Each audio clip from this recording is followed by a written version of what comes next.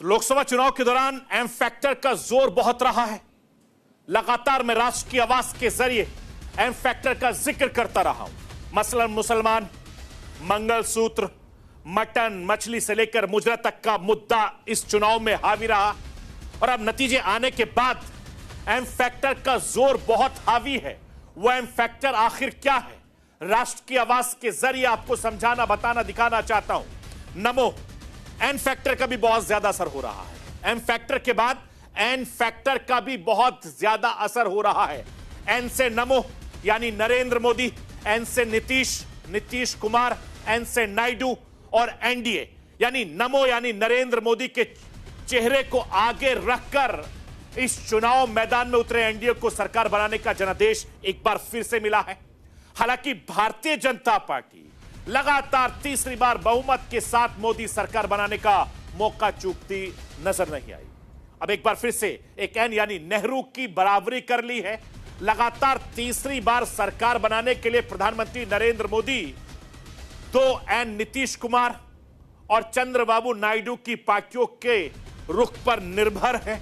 नीतीश और नायडू के रुख से ही मोदी सरकार तय होनी है। मैं आपको यह भी बताना चाहता हूं कि नीतीश की अगुवाई वाले जनता दल यू को 14 सीटें मिली और नायडू की तेलुगु देशम पार्टी को लोकसभा की 16 सीटें मिली। और ये दोनों दल भी एनडीए में है, लेकिन नीतीश कुमार और नायडू पर विपक्ष का भी नजर है। एनडीए की धुरी नीतीश और नायडू है, जिसके खिसकने से सारे खेल बिगड़ सकते हैं, ऐसा राजनीति के जानकार कह रहे हैं। भारतीय जनता पार्टी की जो नेतृत्व है इन दोनों को साधने में लगातार जुटी है, लगातार बातचीत कर रही है। दोनों ही नेताओं के राजनीतिक को अगर देखें तो भारतीय जनता पार्टी, कांग्रेस दोनों के साथ रहकर ये सरकार में शामिल रहे हैं। इसलिए कांग्रेस और इंडिया गठबंधन इन दोनों नेताओं को अपने साथ लाने की लगातार कवायद में जुटी है। बीजेपी इन दोनों नेताओं को अपने साथ बनाए रखने की लगातार कोशिश कर रही है। ऐसे में ये 2 एन यानी नायडू और नीतीश बहुत ज्यादा राजनीति के माहिर खिलाड़ी हैं और आने वाले कुछ दिन इनकी राजनीति के इर्द गिर्द होगा। आखिर कितनी सेफ चॉइस है नीतीश और नायडू की, अभी तक कब कितने लोगों के साथ रहे हैं नीतीश और नायडू, ये राष्ट्र की आवाज के जरिए आपको बताना, समझाना, दिखाना चाहता हूं। जरा समझ लीजिए, बड़ा दिलचस्प फैक्टर है और हर कोई ये जानना चाहता है कि ये किसके साथ होंगे। साल 1990 में नीतीश कुमार लालू यादव के साथ थे और लालू यादव को अपना बड़ा भाई कहते थे। नीतीश कुमार ने पहली बार पलटी मारी, साल था 1994, लालू यादव से बगावत की, लालू यादव का साथ छोड़कर लोगों को चौंका दिया था। फिर नीतीश ने जॉर्ज फर्नांडिस के साथ मिलकर समता पार्टी बनाई। साल 1995 के बिहार विधानसभा चुनाव में लालू यादव के विरोध में उतरे, लेकिन चुनाव बुरी तरीके से उनकी हार हुई थी और हार के बाद वो किसी सहारे की तलाश में थे। दूसरी बार पलटी मारी जब साल 1996 में बीजेपी के साथ गठबंधन किया था। 2003 में समता पार्टी का जनता दल में विलय हो गया। 2005 में बिहार में विधानसभा चुनाव बीजेपी जनता दल यू के गठबंधन को कामयाबी मिली। नीतीश कुमार मुख्यमंत्री बनने में कामयाब हुए। करीब 17 साल के बाद नीतीश कुमार ने 2013 में बीजेपी से गठबंधन तोड़ दिया। तब उन्होंने इसकी वजह प्रधानमंत्री नरेंद्र मोदी को बताया था। तब नीतीश ने नारा दिया, संघ मुक्त भारत, डायलॉग मारा था, मिट्टी में मिल जाएंगे, बीजेपी के साथ नहीं जाएंगे। और लोकसभा चुनाव 2014 में बीजेपी से पटखनी खाने के बाद साल 2015 में नीतीश कुमार ने लालू की पार्टी आरजेडी के साथ मिलकर महागठबंधन बना लिया। साल 2015 के विधानसभा चुनाव में जीत मिली और नीतीश कुमार फिर से मुख्यमंत्री बन गए।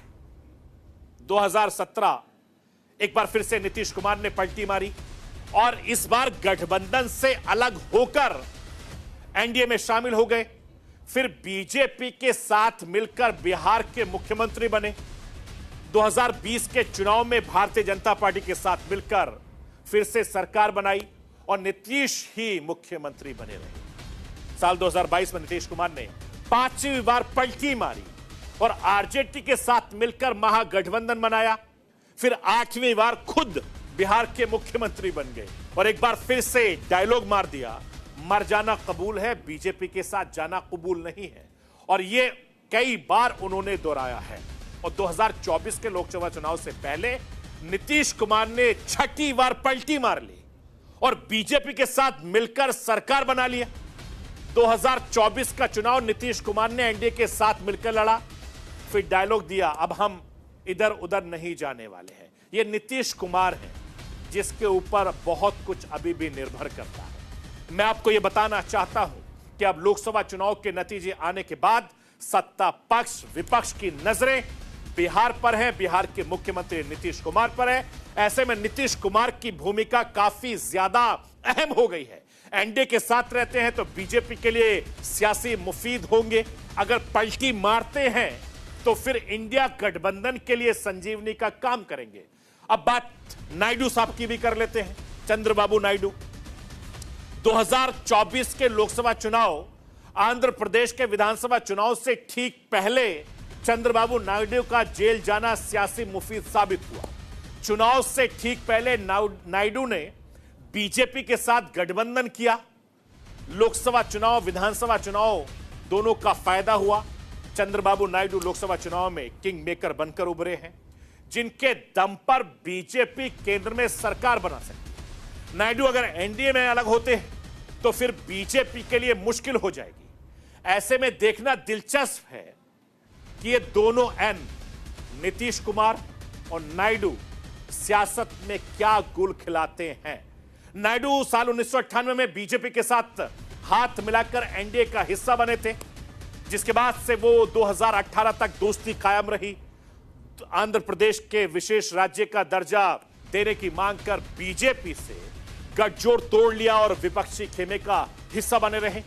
साल 2019 में कांग्रेस के संग मिलकर लोकसभा विधानसभा चुनाव लड़ा और 2019 में बीजेपी के खिलाफ विपक्षी दलों को साथ लाने के लिए भी काफी ज्यादा कड़ी मशक्कत की थी।